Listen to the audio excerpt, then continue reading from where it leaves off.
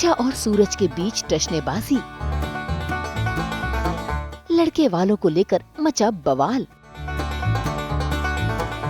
काव्या पर टिका भैया और भाभी का रिश्ता।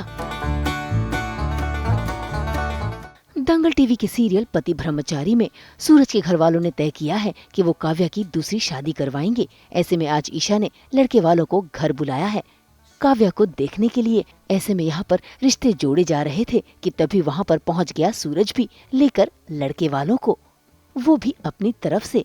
बस फिर क्या, घर में ये नजारा देखकर कि लड़के वाले पहले से ही आए हुए हैं, सूरज एक पल के लिए तो हैरान हुआ, लेकिन यहाँ पर सूरज भी जिद पर आ गया है।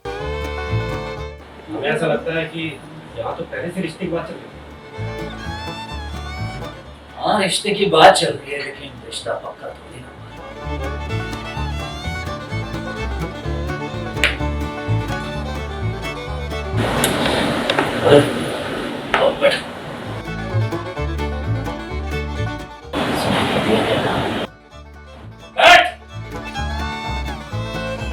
भाई भाव के डर से वरुण और उसके मम्मी पापा चुपचाप बैठ गए और ऐसे में काव्या से पूछताछ करने लगे। भाई लड़के वाले लड़की के बारे में क्या ही जानेंगे। यहाँ तो लड़की के भैया भाभी के बीच ही बहस छिड़ गई, क्योंकि ईशा अपनी तरफ से एक टीचर को लेकर आई है और सूरज अपनी तरफ से एक बिजनेसमैन को। बस फिर क्या, इसी बात को लेकर सूरज और ईशा के बीच टशन शुरू हो गया। सूरज, काव्या के लिए लड़का फाइनल हो गया, कॉलेज में प्रोफेसर। इसकी अब कोई जरूरत नहीं है। वरुण एक काबिल बिजनेसमैन है और कल को अपना खुद का बहुत बड़ा बिजनेस करेगा। तो काबिलियत से बड़ी और कोई दौलत नहीं होती। आशीष ने गोल्ड मेडल जीते एजुकेशन में। काव्या का शौक पूरा करने के लिए या उसके सपने को पूरा करने के लिए कल को ये मेडल हाथ में लेके बाजार में बेचने निकलेगा। वरुण पैसों से खुशियां खरीद लेगा।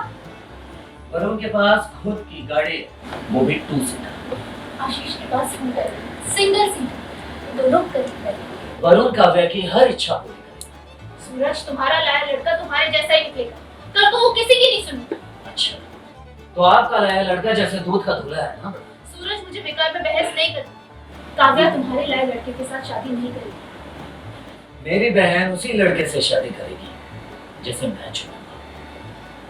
मैं काव्या की भाभी हूँ, मैं उसी लड़के से शादी करवाऊंगी जो काव्या के लिए सही होगी। काव्या, तुम एक बार आशीष से बात करो। या बिल्कुल, एक्चुअली ईशा और सूरज जो हैं दोनों एक दूसरे के खिलाफ हो गए हैं। मतलब ईशा जी एज अ पति सूरज को एक्सेप्ट करती हैं एंड सूरज ईशा जी को ईशा जी के तौर पे एज अ पत्नी एक्सेप्ट करता है, नॉट आईपीएस, और ईशा जी की तरफ से ना ही दादा भाई।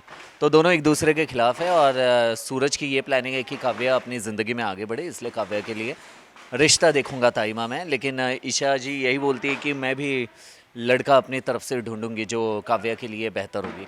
तो सूरज अपनी तरफ से लड़के वाले को लेकर आता है और ईशा जी ऑलरेडी लड़के वाले को लेकर बैठे रहती हैं, वो भी बुलाई रहती है। क्लैशेस हो जाते हैं दोनों में, दोनों एट अ टाइम वहाँ पे पहुँच जाते हैं लड़के वाले। तो वहाँ पे सूरज अपने लड़के की खूबियाँ बताता है काव्या के लिए और ईशा जी अपने लड़के की खूबियाँ बताती हैं काव्या के लिए। अब ईशा ने तो तय कर लिया है कि काव्या उसी के पसंद के लड़के से शादी करेगी। ऐसे में वो चाहती है कि काव्या आशीष से कुछ पल के लिए बातें करे।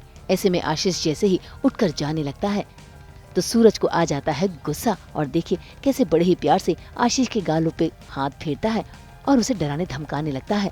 बस फिर क्या, ये डर देखकर आशीष और उसकी मम्मी और बहन दोनों ही परेशान हो जाती हैं और इस रिश्ते को नकार करके वहाँ से चली जाती हैं और ईशा उन्हें रोकने की कोशिश में जुट जाती है।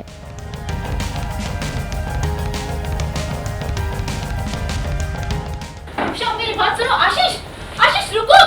उषा,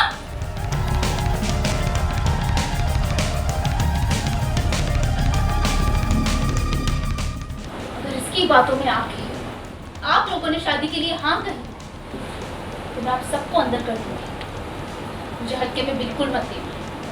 आईपीएस ईशा नाम है, समझे? एक तरफ आईपीएस है और दूसरी तरफ दादा भाई। हम आपके हाथ जोड़ते हैं, दादा भाई पाव पड़ते, हमें माफ कर दीजिए प्लीज, हमें जाने दीजिए प्लीज। चलिए वरुण, चलो, माफ कीजिए। तो ईशा जी समझ जाती है कि धमकी दे रहा है, ये कर रहा है, लेकिन एज अ दादा भाई है तो कुछ बोल नहीं पा रहे हैं लड़के वाले। एंड बाद में लड़के वालों को जब पता चलता है कि दादा भाई है और इसकी ही सुननी पड़ेगी, ये मानेगा नहीं, तो उसकी जो बहन रहती है वो उठ के भाग जाती है। तो मतलब ईशा जी की जो पार्टी है वो भाग जाती है, लेकिन जो मेरी पार्टी है वो रहती है वहाँ पे। फिर ईशा जी धमकी देना शुरू करती हैं। बस फिर क्या, इसी बात को लेकर सूरज गुस्से में आ गया और ईशा से बहस करने लगा।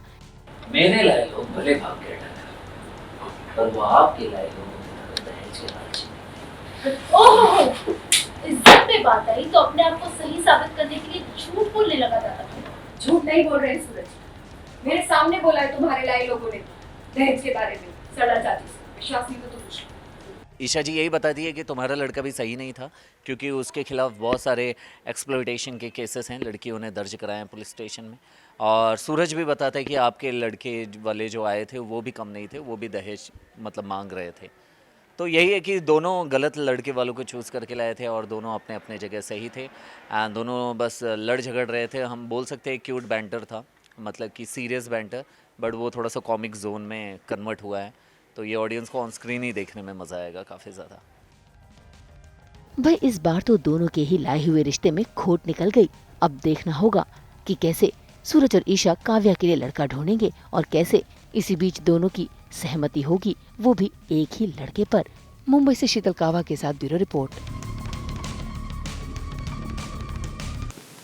हम तो आप सबको 24/7 पहनाते हैं एंटरटेनमेंट का हेयर बैंड।